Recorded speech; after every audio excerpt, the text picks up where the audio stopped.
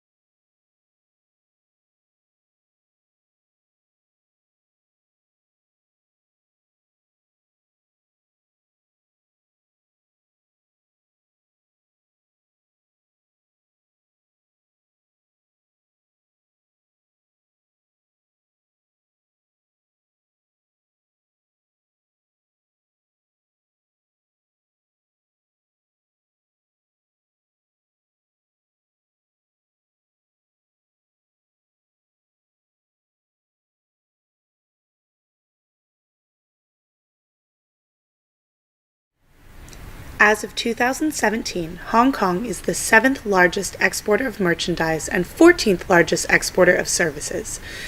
Trade got Hong Kong $974 billion US dollars, which is about 22% of Hong Kong GDP. I love how we are making globalization seem like the best thing in the world right now. Well, it ain't. Why not, though? Anything in excess is bad. Except boba tea.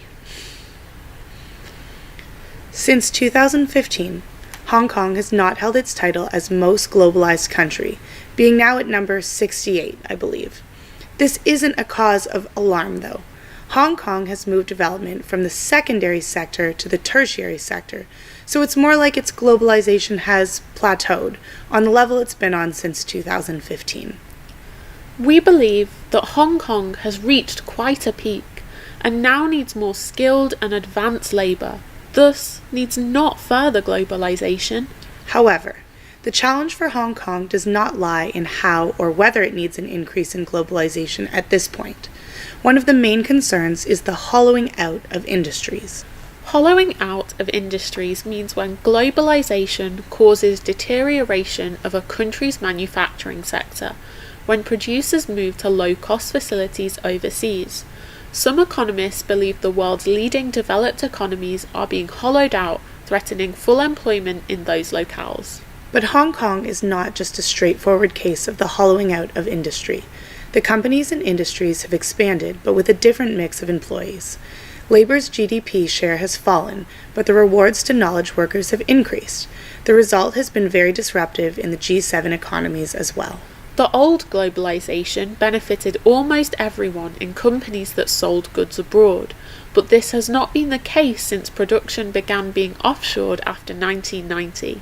This has sowed the seeds for divisiveness and hyper-globalization. Hong Kong is suffering from a shortage of knowledge-intensive workers and an abundance of lesser-skilled workers, a situation made worse by inward migration flows. Although some manufacturers have continued to innovate, invest in research and development, and make great strides, very often the only functions that remain in Hong Kong are marketing and sales. Many have worried about the lack of innovation in Hong Kong and the dearth of new knowledge-intensive industries. Globalization has also led to other disadvantages, such as housing problems, crowdedness. Public investment in higher education ceased to grow in the 1990s. Hong Kong needs to make sure it doesn't choke innovation and pioneers from providing improvement and new material to not only the economy but society in general. The focus must be taken off just service and trade and channeled inwards as well. If you can't invest in yourself, how the heck are you going to invest in something else? Amen. So make sure you understand that globalization is just an aid and not a goal. For deeper understanding of the different aspects of globalization, check out our other video about globalization and the social sciences.